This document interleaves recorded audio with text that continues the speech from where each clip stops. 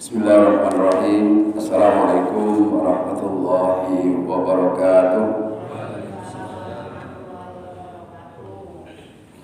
Alhamdulillah, Alhamdulillahirabbil alamin. Wassalatu wassalamu ala asyrafil mursalin sayyidina Muhammad wa ala alihi wa ashabihi ajma'in. Asyhadu an la ilaha illallah wa asyhadu anna Muhammadar Rasulullah. Allahumma shalli ala sayyidina Muhammad wa ala ali sayyidina Muhammad, amma ba'd.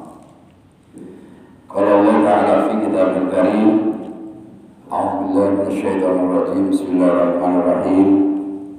Qala rabbi shrah li sadri wa yassir li amri wahlul 'uqdatam min lisani yafqahu qawli. Bapak Ibu yang dirahmati Allah Subhanahu wa taala, marilah kita selalu memanjatkan syukur pada Allah Subhanahu wa taala atas segala kenikmatan dan karunia Allah Subhanahu wa taala yang dilimpahkan kepada kita semua, sehingga pada dengan subuh ini kita masih diberi kesehatan, diberikan kesempatan, waktu yang luang, kemampuan hingga kita bisa hadir untuk bersama-sama melaksanakan sholat subuh berjamaah di masjid mushola Al-Mustaqim Jabal Nur ini. Mudah-mudahan seluruh rangkaian kita, ibadah kita diterima Allah Subhanahu wa taala. Salawat dan salam semoga selalu dilimpahkan pada Nabi kita Muhammad sallallahu alaihi wasallam. Bapak Ibu sekalian, subuh ini kita akan membahas tentang keutamaan, meraih keutamaan dengan lapang dada. Kenapa lapang dada? Karena hampir semua kehidupan ini penuh dengan problem, persoalan di keluarga, di rumah tangga, di pekerjaan, di komplek, bertetangga, berteman. Itu semuanya adalah problem, masalah. Jika kita menghadapinya tidak dengan lapang dada, maka kita menjadi orang yang sempit hatinya, sempit dadanya. Karena itu maka ketika Nabi Musa alaihissalam disuruh untuk mendatangi Fir'aun, mendakwahi Fir'aun, idhab ila fir'auna innahu tagha. Pergilah wahai Musa kepada Fir'aun, sesungguhnya Fir'aun itu tagha. Kalau kita baca arti tagha itu dalam tafsir melampaui batas. Jadi Nabi Musa oleh Allah diperintah untuk datang kepada Musa, mendakwahi Fir'aun itu karena Fir'aun sudah kelewat batas. Kenapa kelewat batas? Karena Fir'aun mengaku dirinya sebagai Tuhan. Ana rabbukumul a'la. Aku Tuhan kalian yang paling tinggi. Jadi Nabi Musa minta kepada Allah dengan doa yang Bapak Ibu hafal.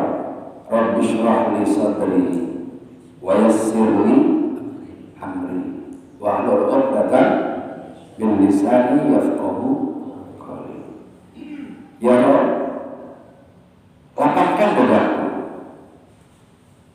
mudahkan urusanku, dan bukalah keperluan pada lidahku sehingga mereka memahami ucapanku. Jadi doanya ada 4. Pertama, ya Allah, lapangkan dadaku. Yang kedua, mudahkan urusanku. Yang ketiga, lepaskan ikatan pada lidahku. Dan yang kelima, yafqahu qawli, mohon pada Allah agar orang yang mendengar seruanku, terutama Fir'aun, itu bisa memahami apa yang aku sampaikan. Doa yang pertama diucapkan kepada Allah, minta agar lapang dada.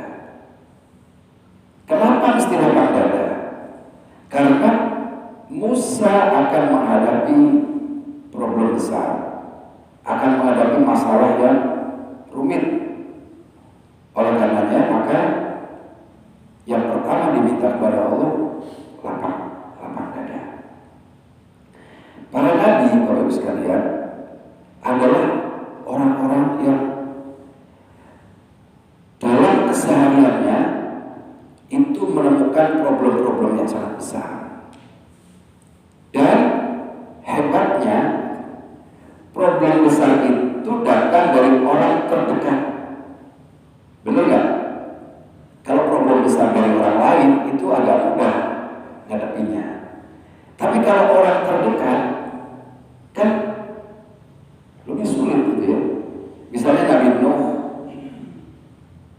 itu berhadapan dengan kaumnya yang membangkang.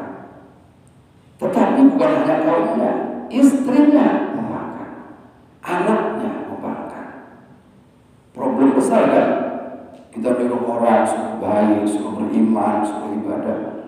Anak istrinya kafir, kan berat itu ya.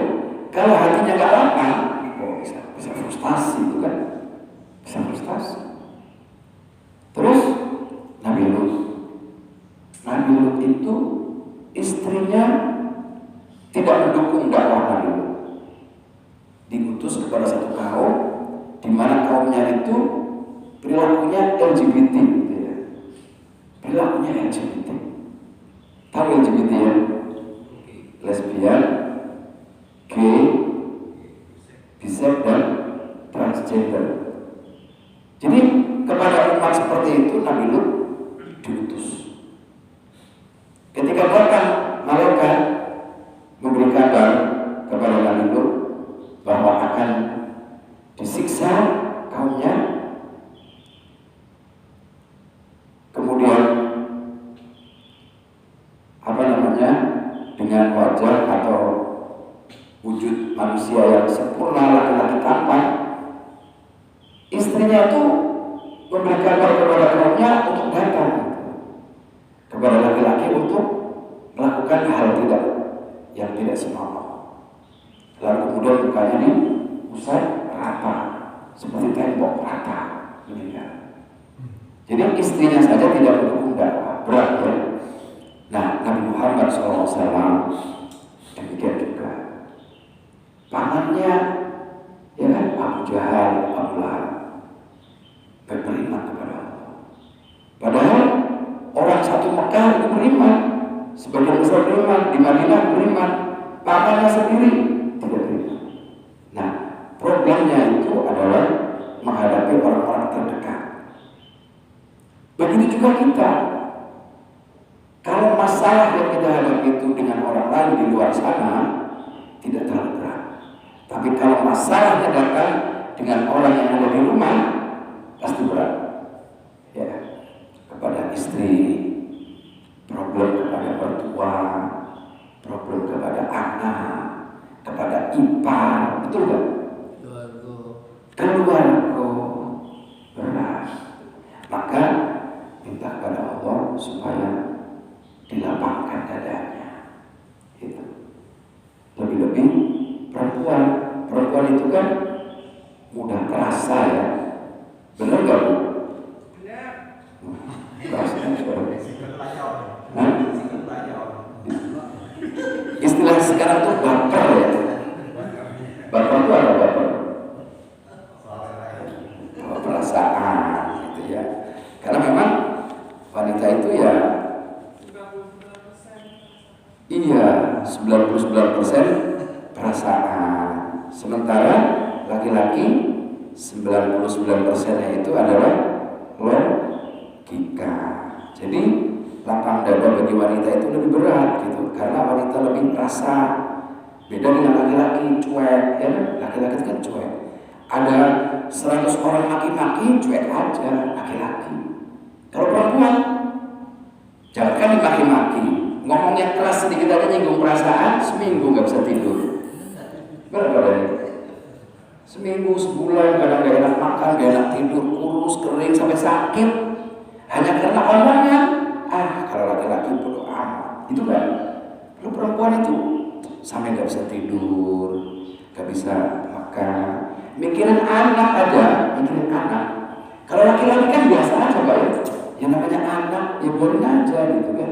Cukup dari jauh kita mendoakan. Nah kalau perempuan dipikir terus, gimana anak saya, bagaimana, sampai kurus kering, ya kan? Kadang-kadang tidak jarang kemudian sampai sakit. Maka coba Bapak Ibu perhatikan dalam surat Al-Falaq, Qul a'udzu birabbil falaq. Katakanlah aku berlindung kepada Tuhan waktu subuh min syarri ma khalaq, dari kejahatan makhluknya, wa min syarri naffatsati fil 'uqad, dan dari kejahatan tukang sihir perempuan, wanita tukang sihir yang meniup buhul-buhul. Wanita tukang sihir disebut oleh Al-Quran surat Al-Falaq nenek sihir. Ada nggak kakek sihir? Ada nggak? Ada. Laki-laki tukang sihir ada? Ada. Tapi yang disebut di dalam Al-Quran itu perempuan, nenek sihir. Kenapa perempuan disebut? Karena kedahsyatan perasaannya melebihi laki-laki. Sehingga kalau dia sudah dendam, sudah benci, perempuan jauh lebih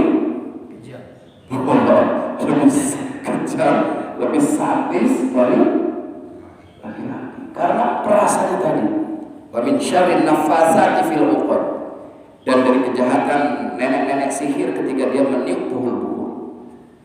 Perempuan tukang sihir itu lebih perasa, lebih dahsyat perasaannya, lebih memiliki kemauan yang jauh lebih kuat dibanding laki-laki. Maka dalam salah satu hadis Rasulullah SAW itu menyebutkan ciri-ciri wanita penghuni surga, itu salah satunya adalah al-autu ala zawjiha, wanita yang lapang dada dengan suaminya. Salah satu di antara ciri wanita penghuni surga adalah al-autu ala zawjiha, perempuan yang lapang dada dengan suaminya. Beliau bersabda, ala ukhbirukum ala nisaikum min ahlil jannah. Maukah kamu saya tunjukkan, kata Nabi, wanita-wanita penghuni surga? Mau dikasih tahu nggak ibu? Mau ya? Wanita yang selalu kembali kepada suaminya. Jadi wanita penghuni surga itu adalah wanita yang selalu kembali kepada suaminya. Maksudnya apa? Maksudnya adalah jika dia bersalah atau dia dizolimi suaminya, dia kemudian letakkan tangannya di atas tangan suaminya, lalu dia berkata, aku tidak bisa tidur sampai engkau ridho kepadaku. Lalu dia lepas kata, suamiku, aku tidak bisa tidur sebelum engkau ridho kepadaku. Jadi baik dia salah maupun dia dizolimi, dia tidak berpaling, maksudnya itu. Dia tidak mudah kabur dari rumah. Kan ada orang yang ada masalah sedikit kabur, benar kan? Ada masalah sedikit pergi. Istilahnya apa? Ya, minggat, kabur, pergi. Apalagi itu bahasanya? Purek. Tahu purek nggak? Purek. Dikit-dikit purek, dikit-dikit purek gitu. Tahu purek? Meraju. Tapi merajutnya pergi gitu Pak. Pergi kabur. Ada nggak perempuan kayak gitu? Dikit-dikit pergi, dikit-dikit pergi. Maunya apa? Gitu. Nah, perempuan begitu tuh bukan calon ahli surga. Perempuan yang calon ahli surga itu adalah perempuan yang selalu kembali ke tangan suaminya. Jadi diletakkan tangannya di atas tangan suaminya, suamiku, aku tidak bisa tidur sebelum kau ridho kepada. Ibu-ibu gitu nggak? Suka gitu nggak ibu?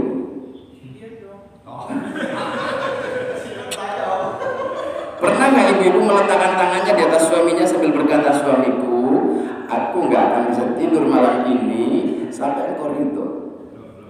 Nah, jujur kan belum?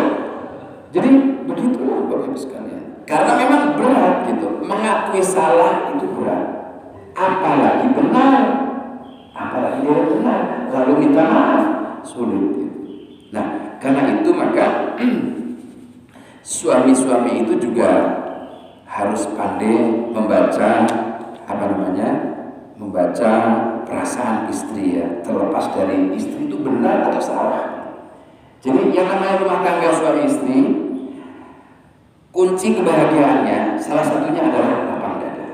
Lapang dada. Mudah menerima kesalahan orang, mudah memaafkan. Itu lapang dada. Sumber dari semua kebahagiaan suami istri itu adalah lapang dada. Karena kalau tidak, tiba-tiba suaminya salah misalnya, lalu muring-muring gitu ya, susah makan, susah tidur, menyimpan dendam, menyimpan benci, menyimpan rencana jahat, itu menyiksa gitu.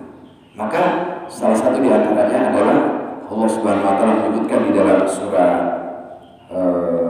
Al-Balad, laqad khalaqnal insana fi kabad.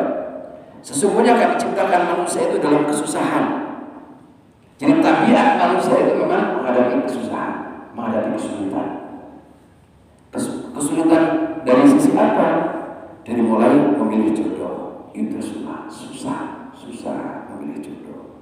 Mendapatkan pasangan, dapat jodoh itu susah. Mana yang mau dipilih, ini apa ini? Sudah dipilih, belum tentu cocok. Benar nggak? Dari sisi memilih pasangan sudah susah. Terus nanti berumah tangga, lalu kemudian suami mencari nafkah, susah payah mencari nafkah. Istri mengurus rumah tangga, susah payah. Kemudian hamil, besar, susah. Melahirkan apalagi tambah susah. Mendidik, membesarkan anak susah. Jadi tabiat hidup itu adalah susah. Laqad khalaqnal insana fi kabad. Sungguh kami telah ciptakan manusia dalam keadaan susah payah. Jadi nabi-nabi itu adalah orang-orang yang mendapatkan cobaan yang paling berat. Cobaan paling berat adalah nabi-nabi. Cobaan yang paling berat adalah para nabi. Sehingga mereka dicaci maki, dituduh gila, dituduh sebagai tukang sihir, apalagi diancam mau dibunuh, diusir dari kampung halamannya. Sebagian nabi-nabi Bani Israel dibunuh.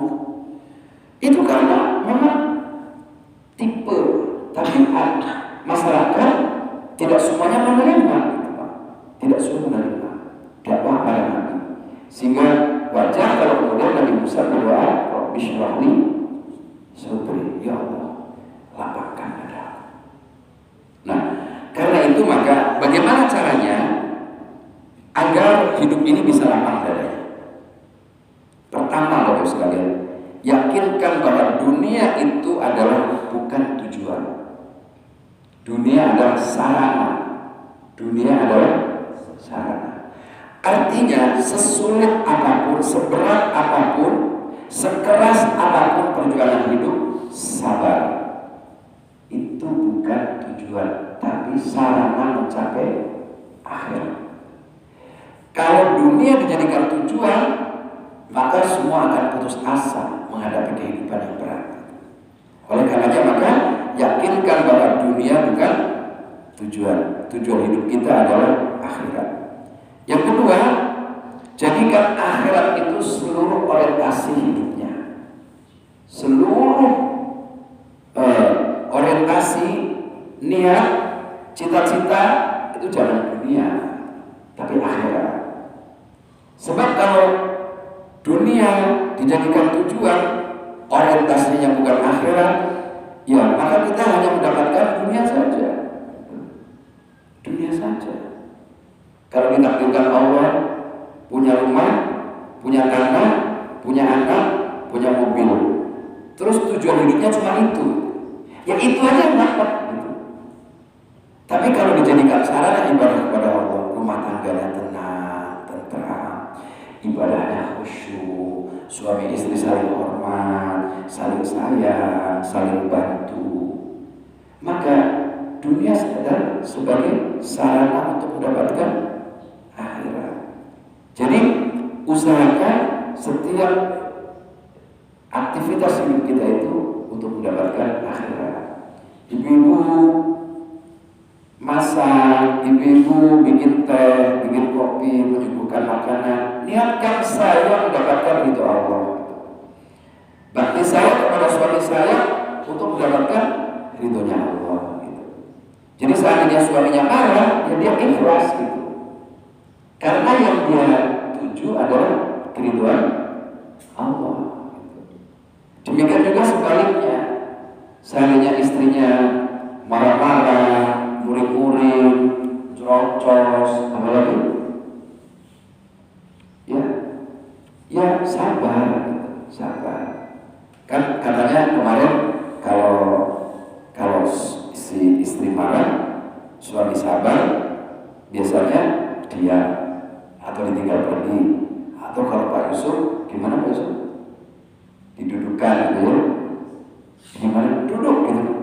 Diajak ngomong dulu Pak, ada masalah apa? Diajak ngomong. Masalahnya apa? Jadi jangan kemudian berlarut-larut Pak ya. Sampai besok. Gak boleh Pak ya. Harus selesai saat itu juga. Jam itulah. Langsung jam itu. Gimana caranya Pak itu Pak? Kalau dia macam-macam kan. Duduk. Kesalahan aku apa kamu yang salah? Terus? Selesai jam itu lah. Ini contoh bagaimana cara menyelesaikan konflik masalah. Kalau tidak, maka bisa terjadi kelanjutan. Akhirnya ada keluar. Akhirnya keluar kabur. Kalau udah kabur keluar kita. Udah keluar lagi. Akhirnya bisa. Ya itu. Broken home. Anak kemana? Istri kemana? Suami kemana? Agak jelas lagi. Maka kita diajari oleh Rasulullah doa. Wala taj'alid dunya akbar hammina wala mablagha ilmina. Ya Allah, jangan jadikan dunia sebagai tujuan kami dan jangan jadikan pusat cita-cita ilmu kami. Jadi seperti itu Bapak sekalian. Yang ketiga, untuk bisa mengobati atau menjadikan hati dilapang, selalulah membaca Al-Quran. Jadi membaca Al-Quran itu jangan kalau sempat, tapi disempatkan. Karena dia sebagai obat. Allah Subhanahu wa taala berfirman dalam Al-Qur'an, "Qad ja'akum mau'izatun min rabbikum wa shifaa'un lima fis sudur." Sungguh telah datang kepada kalian mau'izah dari Tuhanmu, shifaa'un lima fis sudur, dan juga obat yang ada di dalam dada, yang ada di dalam hati. Jadi Al-Qur'an itu jangan ditinggalkan karena dia adalah obat. Karena dia adalah pelipur lara. Karena dia adalah penyembuh pikiran yang kusut, hati yang luka, perasaan yang galau, itu dengan Al-Quran. Bukan malah pergi ke tempat-tempat yang justru mendatangkan kesusahan gitu.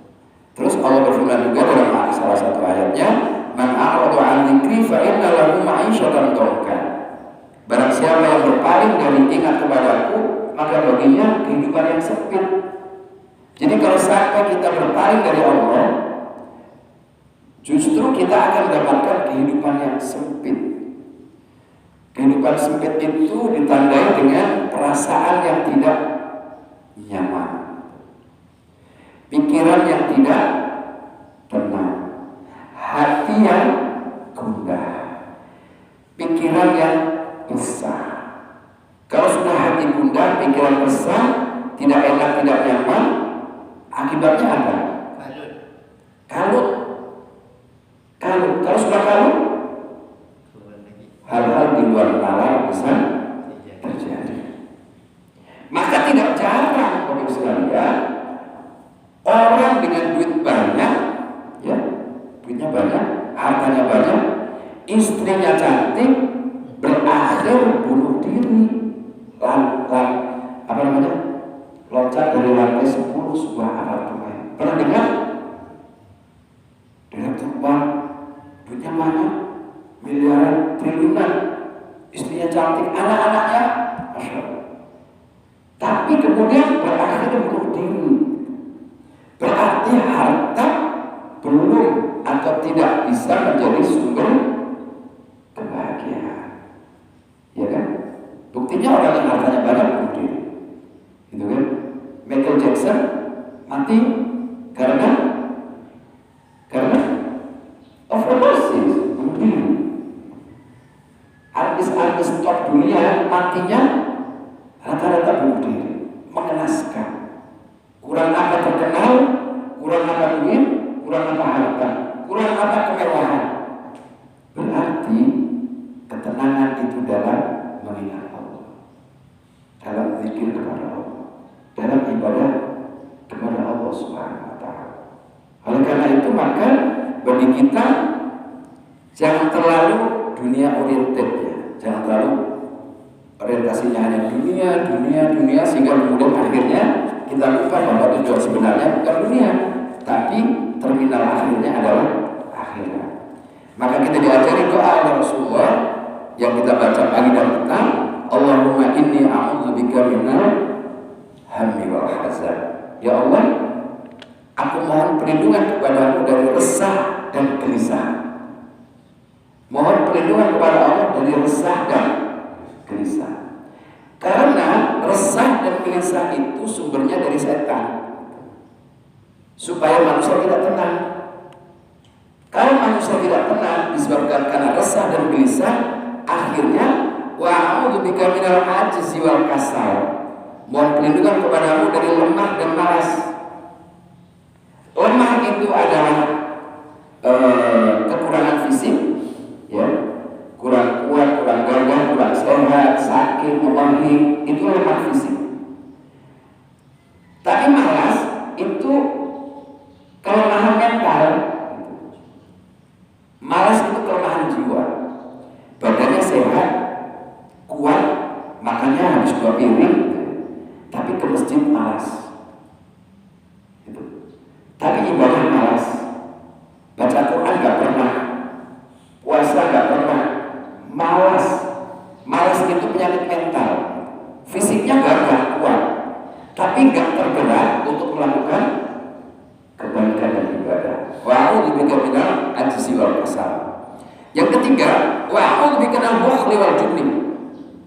Aku mohon perlindungan kepadamu dari bakhil dan pengecut. Nah, sifat-sifat ini kalau dituruti akan terus merembet. Akhirnya orang itu akan bakhil mengeluarkan sedekah, bakhil memberi pertolongan, bakhil membantu orang, bakhil sedekah. Tahu bakhil? Bakhil tahu ya? Pelit, kikir, umat, medit, apa lagi? Pengetat atau pengetil?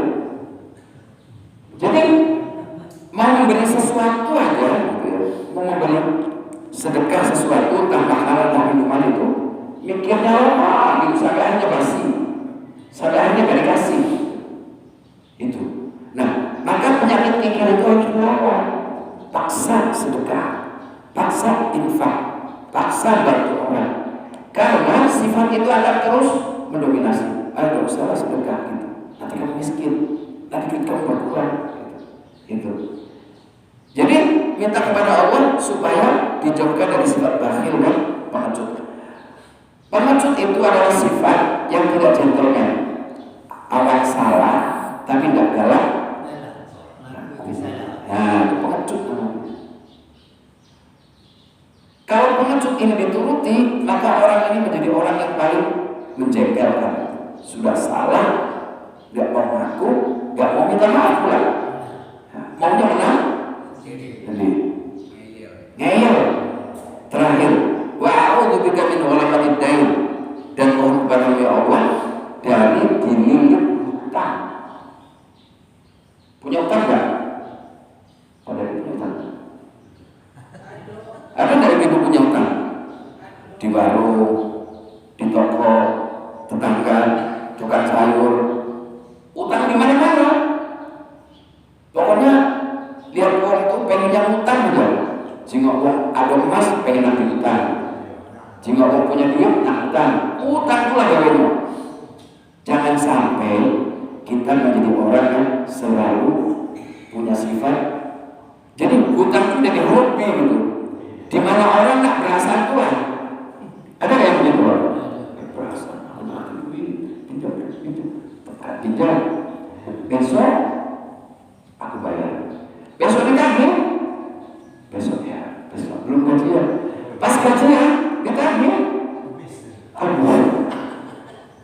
Jadi orang yang suka hutang itu penyakit. Karena apa? Bahaya hutang. Kalau tidak dibayar di dunia akan ditagih. Itu masalahnya. 1.000 rupiah saja bisa jadi penghambat tidak masuk surga. Coba. Jadi berhati-hatilah dengan hutang. Orang yang mati syahid itu diampuni semua dosanya kecuali hutang.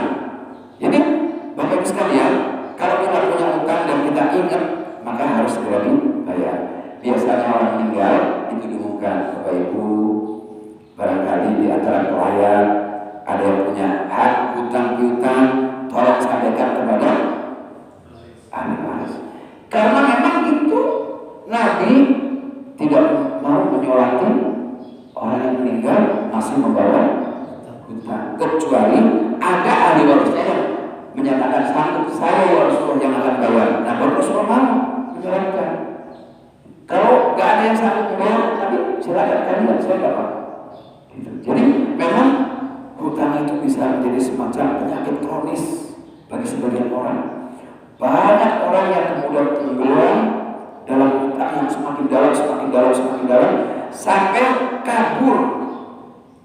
Pagi didatangi, siang didatangi, lagi hutang, sore didatangi, malam, sampainya pusing dia kabur. Dipikirnya kabur itu selesai masalah. Ya mungkin orang bisa lupa gitu, tapi orang nggak lupa. Hutang itu akan dicatat sampai ke akhirat. Waktu mengejar dan mohon perlindungan kepadamu dari tekanan manusia. Jadi kalau orang sudah hutang, itu biasanya hidupnya merasa tertekan. Kita mau lewat jalan A, ada orang yang kita utangi lewat jalan A, dia cari jalan lain supaya menghindar. Nah itu. Oleh karenanya maka kita jangan sampai kemudian menjadikan hutang itu menjadi kebiasaan. Kalau memang harus berhutang, boleh, tapi dicatat, gitu. Dicatat dan dipastikan bahwa bulan depan itu ditulis Maret, gitu ya. Tanggal 1 dibayar. Kalau cuma bulan depan dibayar, Maret kan bulan depan, April bulan depan, Mei bulan depan, Lebaran tahun depan bulan depan juga. Akhirnya ngulur-ngulur bikin dosa. Kadang-kadang orang mau hutang, kita seperti raja, dia ngemis. Giliran ditagih, kita yang seperti pengemis. Udah gitu lupa akhirnya. Nah, oleh karena itu Bapak Ibu sekalian, karena memang seluruh manusia siapapun tidak terkecuali pasti punya masalah, maka jangan dibuat. Salah satu di antara yang buat masalah itu karena banyaknya hutang. Maka Ibnu Qayyim menyebutkan dalam kitabnya beberapa hal yang bisa menjadikan orang itu dadanya sempit. Pertama adalah terlalu banyak omong. Terlalu banyak omong bisa menjadi sumber masalah. Dadanya bisa sempit. Tetangganya beli mobil dikomentari, tetangganya beli kulkas dikomentari, tetangganya pakai emas dikomentari, tetangganya punya kulkas baru dikomentari, komentar semua. Dapat arisan dikomentari, coba aku yang dapatnya kenapa dia? Terlalu banyak omong itu sumber masalah. Ngomong itu seperti ini saja. Yang kedua, banyak yang dilihat, gitu. Semua mau dilihat, semua mau dikomentari, terlalu banyak yang dilihat. Yang ketiga, terlalu banyak mendengar gosip. Ya. Ibu-ibu suka mendengar gosip kan? Terlalu banyak mendengar gosip itu menjadi dadanya sempit. Jadi ya lihat berita yang penting-penting aja lah, gitu. Gak usah terlalu banyak mengomentari. Artis ini sedang masalah, artis ini sedang cerai, artis ini sedang di luar negeri, artis ini naik kapal pesiar. Tahu semua itu jadi sumber masalah. Manfaatnya enggak ada. Terus terlalu banyak bermain. Maksudnya bermain berteman yang enggak jelas. Semua ditemani, semua semua menjadi teman, tapi akhirnya tidak ada yang memberi manfaat, justru saling menjelekkan satu sama lain. Karena itu jangan habiskan waktu hanya untuk omongan yang tidak perlu, jangan habiskan waktu untuk melihat yang tidak penting, jangan melakukan sesuatu yang tidak ada manfaatnya, bahkan sampai kemudian menjadi dadanya sempit. Oleh karena itu, ya yang keempat, jadilah menjadi orang yang dermawan. Jadi memberikan sesuatu kepada orang lain itu sumber kebahagiaan, melapangkan dada. Jadilah orang yang selalu dermawan. Laki-laki datang kepada Rasulullah mengeluhkan masalahnya. Ya Rasulullah, saya dadanya sempit katanya. Lalu kemudian disuruhnya untuk bersedekah, disuruhnya untuk mengelus kepala anak yatim, dan kemudian suruh memberi makan orang miskin, sehingga dadanya menjadi luas, dadanya menjadi terang seperti itu. Nah, yang kelima, memaafkan orang yang salah kepada kita. Gitu. Memaafkan kesalahan orang yang dia minta atau tidak minta maaf. Misalnya Pak Yusuf punya salah kepada saya. Pak Yusuf minta atau tidak minta maaf, saya sudah maafkan, tidak ada masalah. Itu harusnya begitu. Jangan menyimpan dendam. Awas nanti kalau ketemu di musola, awas nanti kalau ketemu di jalan. Nah, orang yang dadanya lapang itu mudah memaafkan. Kalau kita tidak memaafkan, maka dadanya menjadi sempit. Al-Quran menyebutkan di antara ciri orang yang bertakwa, orang yang menjadi calon ahli surga adalah orang yang wal-afina 'anil nas, memaafkan kesalahan orang lain. Bisa maafkan kesalahan saya, Bapak Ibu? Bisa nggak Ibu memaafkan kesalahan saya, Bapak-bapak?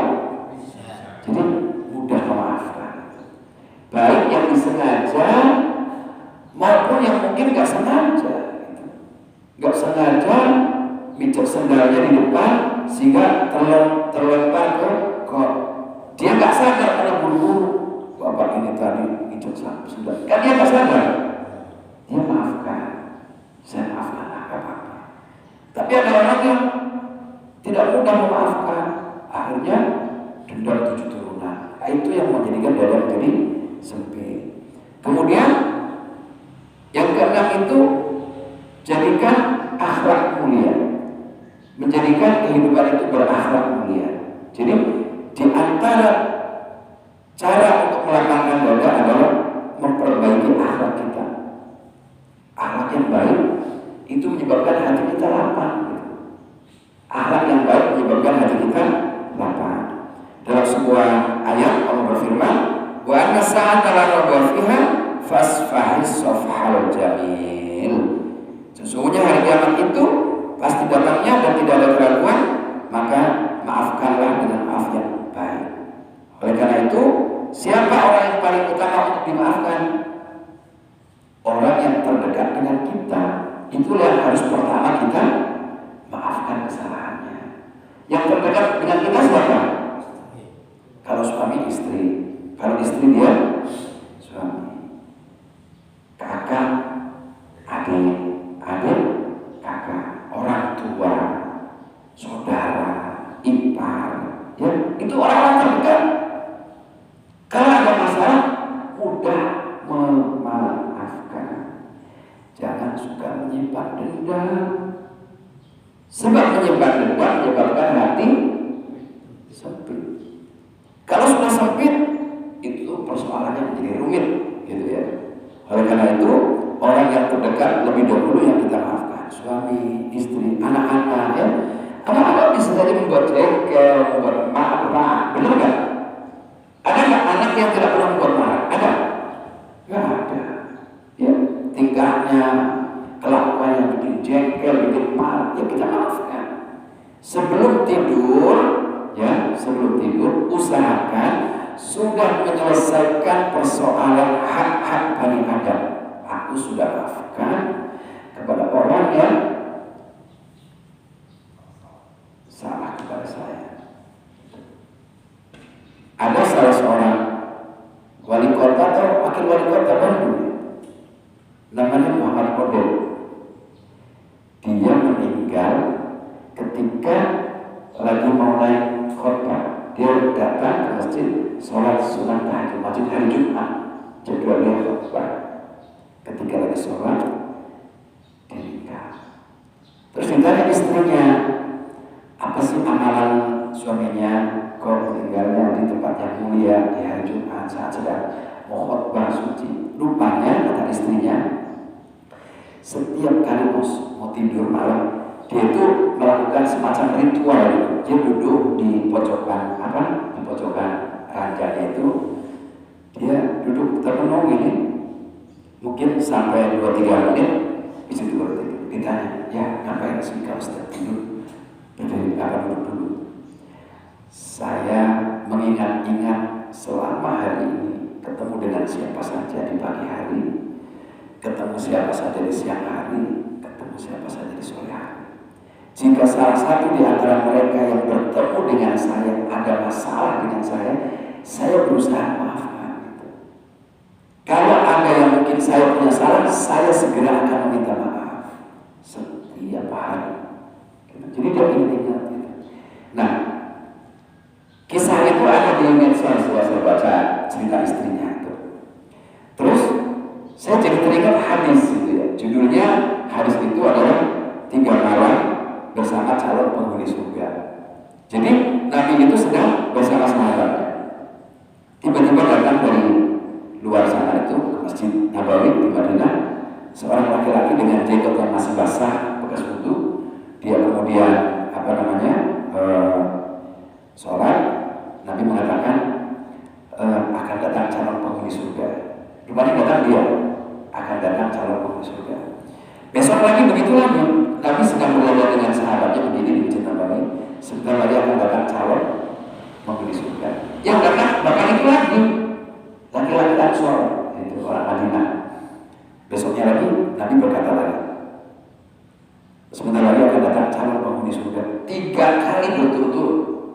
Yang datang masih bakal itu, berarti gak ada yang lain. Tiba-tiba sahabat lain, kalau nggak salah namanya Ibnu Umar, itu mengikuti dari belakang. Pas dia pulang hari ketiga, dia ikuti belakang. Terus ngomongnya ini, kira-kira kalau kita tuh fulan, Mas, bolehkah saya tidur di rumah kamu? Karena saya sedang ada masalah dengan orang tua saya. Mengungsi ke rumah kamu, kita tidur izin di rumah. Boleh kalau saya pulang ke rumah. Jadi si sahabat ini ingin mengetahui apa amalan laki-laki calon penghuni surga tadi. Akan ditiru maksudnya itu. Jadi malam biasa aja, bangun, ya beristighfar, menyebut nama Allah, tidur lagi, sholat subuh, biasa aja, juga ada yang istimewa. Malam ketiga, 2 ketiga sama, hingga akhirnya dia pulang. Saya pulang ya, ada apa?